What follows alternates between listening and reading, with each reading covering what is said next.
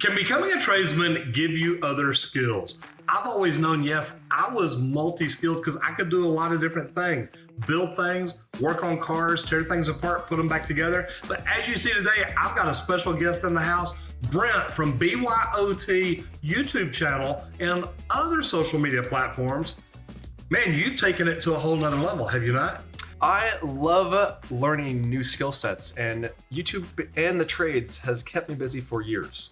Now, you went to college, Yep. which I tell tradespeople not to do, but you went because you got a degree in construction management. Not a problem. Nope, I actually used my degree For a little while. for a little while. Do you use it now? Not much. Okay, but that's good. But what all type things can you do? Because me as a tradesman, as you know, I just bought a big property and I'm looking at all this work needs to be done. And I'm like, okay, we can do that. We can do that. We can do that. We can do that. I'm not touching that. But you've taken on some really crazy projects. You'll walk into a house, remodel a bathroom, build a pergola, build a deck, do all kinds of different things. What made you realize that you could really just do anything? The trades and construction in general, I feel, gives you that sense of problem solving. I have that problem solving gene. And no matter what, if I don't know how to do something, I'm willing to learn the process of doing it correctly. It's just a matter of how long it's going to take to become that individual that can do it, as well as making sure it's done right. And I love that because when I was a young kid, my dad made me help work on the cars. When it came time to change brakes, change alternators, change a starter, fuel pump, anything at all like that. You know, Dad had a Craftsman toolbox, and that little bitty toolbox, we had enough tools to fix just about anything in the world. But I always had to help him. And this came from like starting in about the 3rd or 4th grade. So really young. Yep. Then in the 5th grade, I started working for a farmer down the street. And when you work for a farmer in Texas, you do everything. You learn to drive the tractors. You learn to work on the tractors, change tires, man, tear things apart and weld them back together, all kinds of crazy stuff. But I learned from a young age, look, you can do anything you're willing to learn to do. So how did you learn to do some of the things that you started doing? Well, like a lot of people, YouTube. YouTube has helped me significantly throughout the years. I started using YouTube back in 2010 as a learning opportunity, and I just found it to be a wealth of knowledge.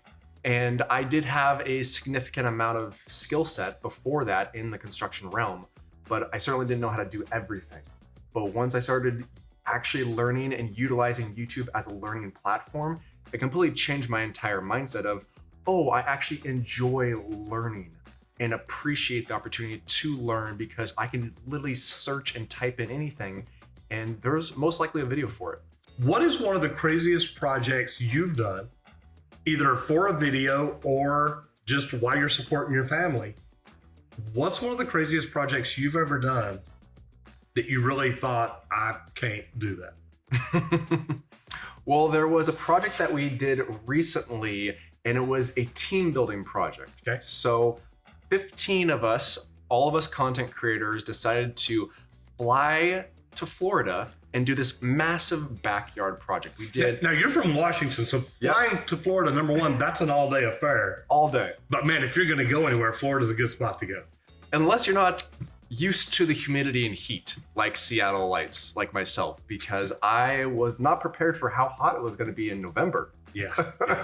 Welcome to the big show. Yep. But we literally, first time working together, not our normal tools, not our normal stores, and we had to build a 50-foot long deck, a gazebo, a tiki hut, tiki bar, outdoor kitchen, turf yard, many other things within 1 week. And we had a hurricane come through that week as well, which took out another day, and we were on a time crunch because everyone had flights back home. So it was quite a stressful event, but it was one of the most rewarding experiences of my entire life because it really showed how the skill set and how the managerial aspects of not only knowing how to build everything, but how to teach everyone how to build it properly was extremely rewarding and impactful. You know, I love that. Now, I always tell tradespeople, it's funny, if you're riding down a road with me, I'm gonna be like, hey, I built that building. Yeah. Hey, I fixed that, or hey, I helped work on this, or whatever it is. That part is really, really cool. But the project management part, you know, it's really great to get a room full of tradespeople together and hand them a bunch of tools and say, hey, y'all go build this. But somebody's got to take control and say, hey, this is what you got to do. This is where we got to start. Let's start to do this first. Let's do this second. Let's do this third. And what are your skill sets? What are your skill sets? What are your skill sets? That's a great thing to do. When you took on that project, was it ever like, okay, we can't do this? Does that thought ever cross your mind? As a continual optimist, no, because I'm always an individual of like positivity, go, go, go, we can do this, go team. And as the individual that was actually managing the project, not only physically working, but managing it, you have to have that positive mindset, especially for intense builds like that in a very tight time frame, because you have to keep everyone on that team motivated and in a positive mindset. See, I think tradespeople just, man, we're mechanically inclined. Me, I'm one of these guys, like I said, on this property, I walk through, I'm like, oh yeah, we can do that. Here in Texas, we say, hold my beer and watch this. There's another word that follows, but it's the way we think. I truthfully think, because of the way I was raised, that, you know, I knew I could help Dad work on anything. Then as Dad got older, Dad would say, hey, I need you to come over and help me do this, while he was inside getting cleaned up and changing clothes and getting ready. It's like, I got it done. It's like, okay. So he'd walk outside. Dad's literally, when you raise the hood on the car, his head would start bleeding. It just happened. One of those. You bet. But the cool thing is, at that point, I knew, look, I can do this now, you help me. And it's so neat to see that. But I think it's because by then I was in the trades. I knew, look, I can build anything. So what all can people learn to do on your YouTube channel?